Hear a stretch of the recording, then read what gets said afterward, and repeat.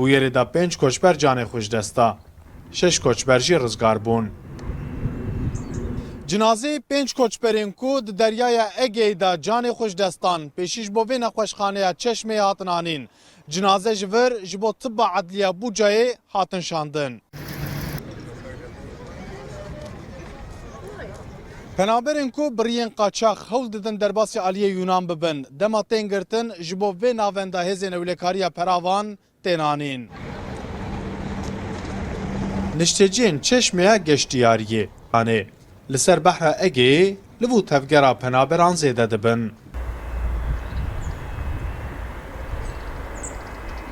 Nihalê hemberî me girava Kiosê ya Yunan heye û bas 15 kilometre dûrî navçeya Çeşmeya İzmîrê. Ji loma jî ev xal ji bo penaberan him dibe cihê hêviyê him jî dibe goristana wan. Lê penaber hemû zor û astengiyan jî din ber çavê xwe û bi xewna Ewropayê dixwazin derbasî aliyê Yunan bibin. Ömer Sönmez, Rûdaw, İzmir.